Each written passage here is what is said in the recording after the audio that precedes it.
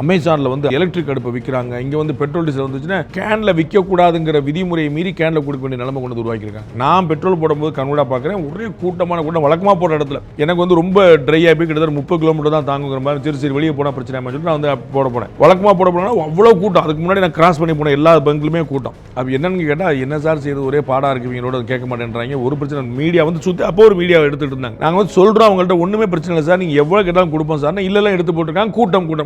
கூட்டம் பார்த்து திரும்பி வருது. அதாவது பேனிக் பையிங் இருக்குது. அந்த பேனிக் பையிங்கை காட்டி ஒரு தட்டுப்பாடை ஏற்படுத்தி அதுக்கு மத்திய அரசு குற்றம் சொல்ல முயற்சி நடக்குதாங்கிறது என்னுடைய கேள்வி. ஏன்னா இதுதான் இப்போ திரு அப்பா அவர்களும் கேட்டிருந்தாங்க. இருப்பு இருக்குது அப்படிங்கிறத சொல்றாங்க.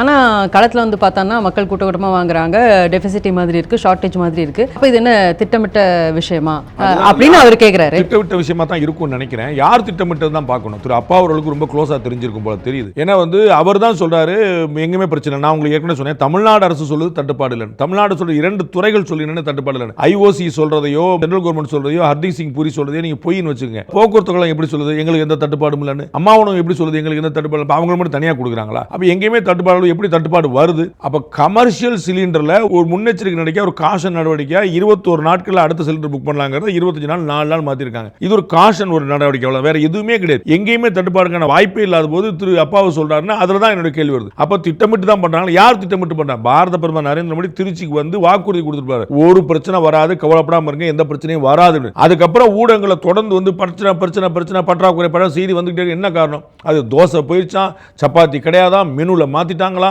அமேசான்ல வித்து தீர்ந்துருச்சான். எல்லாருமே வந்து ரெண்டே லேடி நிக்கிறாங்க, ரெண்டே லேடி. அந்த போட்டோ போட்டு வந்து எலக்ட்ரிக் அடுப்பு விற்பனை அமோகம்.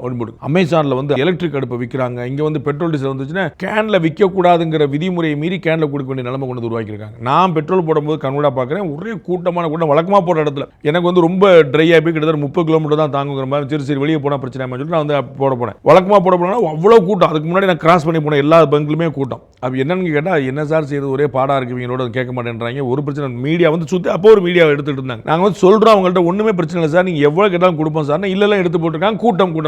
கூட்டம் பார்த்து திரும்பி வருது. அதாவது பேனிக் பையிங் இருக்குது. அந்த பேனிக் பையிங்கை காட்டி ஒரு தட்டுப்பாடை ஏற்படுத்தி அதுக்கு மத்திய அரசு குற்றம் சொல்ல முயற்சி நடக்குதாங்கிறது என்னுடைய கேள்வி. ஏன்னா இதுதான் இப்போ திரு அப்பா அவர்களும் கேட்டிருந்தாங்க.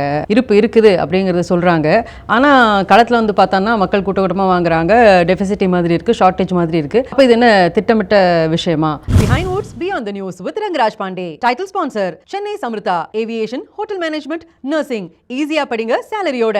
GT Holidays, South India's #1 travel brand. Powered by Hardapay, powered by Workabi, a unified platform for accounts, finance and HR. Air Fiber Wi-Fi, all-in-one plans, Wi-Fi plus OTT plus IPTV. Pay 6 and get 6 months free. Naturals, world's fastest growing salon chain. Social Legal, AI and Digital Marketing Academy, Tamil Nadu's #1 trusted learning platform. Karthipuram, 200 acres township in Coimbatore, ready to construct premium villa plots and commercial plots with world-class infrastructure. Dr. Sri Verma Wellness, அனைத்து நோய்களுக்குமான ஆயுர்வேத மருத்துவம் தமிழகம் எங்கும். Arabian Garden Seafood Restaurant, ever fresh, ever delicious seafood dishes இப்போது தமிழகம் எங்கும்.